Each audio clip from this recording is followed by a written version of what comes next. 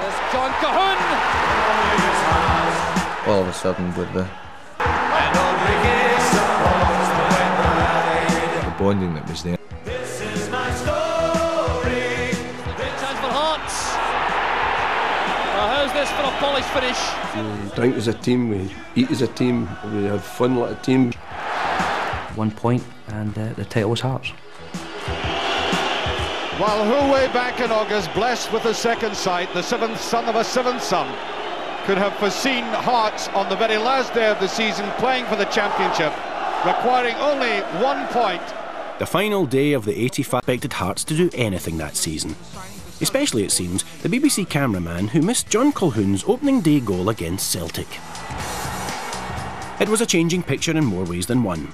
A 1-1 draw that day may have looked hopeful, but Hearts' next game against St Mirren saw them lose focus totally. You know, the players, the club hadn't won anything since they... Great chance for Rooney. And that's the sixth. A 6-2 drubbing was hardly inspiring, and Hearts' miserable start to the season saw them languishing third bottom of the table with only 5 points after 8 games. And with 2 points for a win in these days, climbing the table was going to be a hard task.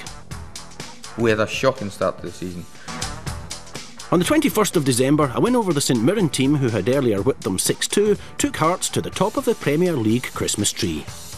It was an astonishing festive season in the East. A bright new star, a miracle rebirth, and wise men and women who knew their football were flocking to see the team. So we were floating along. First up was the Scottish Cup semi-final. Hearts booked a Hampden final place courtesy of a John Colquhoun cracker before the two sides met again in the league. Before Hearts push forward again to double their lead. Here's a great chance, he scored! 2-0! Then another piece of Robbo magic put the result beyond any doubt. There's no onside, this could seal it. Robertson must score. He must, yes! That third goal, we knew we'd won the match there and probably knocked Dundee United out of the title race. And again, you see with the celebrations, it was a team one. Everybody's round and huge Heart support there. Up was Aberdeen, the first ever live televised Scottish League game.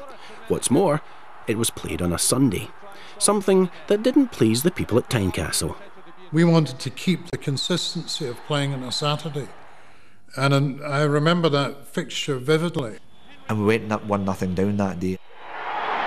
It's in the net after a valiant effort from Henry Smith, and Aberdeen are in the lead. 3 minutes to go, we salvaged another point which left us still very much in control. John Colquhoun for Hearts. It was that attitude that had taken this team from also-rans to champions-elect. With games against Clydebank and Dundee left, Hearts needed just 3 points to take the title. With expectations running high, were this Hearts team beginning to feel the heat?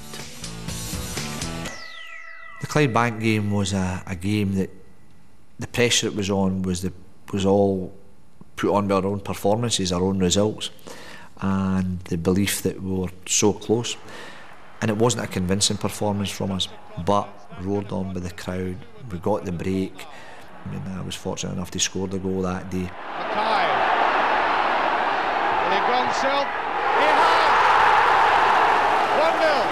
1-0. We just couldn't add to that. We come out with the 2 points and... So, there were records to be made and to be broken. A win over Hibs in March meant they had gone a record 22 undefeated Premier League games in a row. The title was within touching distance. We all thought, oh, we could win this league and we could maybe win the cup as well, but we would never have discussed it. In the years to come, Sandy Clark, Craig Levein and the club's record goal scorer John Robertson all had stints managing the club. John Colquhoun and Gary Mackay, who holds the record for the number of appearances at Hearts, now work as football agents. After that season, Alec MacDonald and Sandy Jardine became Hearts co-managers. Jardine stayed on till 1988, MacDonald till 1990. Both now work at former club Rangers. Wallace Mercer called it a day as Hearts chairman in 1994, after an abandoned attempt to take over their rivals Hibs, and then moved into property development. Theirs was a story that ripped at their emotions. Each of them gave so much to the club during that amazing season, and the spirit that saw them bring Hearts back from the edge and onto the brink of glory still runs strong in the boys of '86. Sadly, since this programme was made, former Hearts chairman Wallace Mercer has died. Across the pond.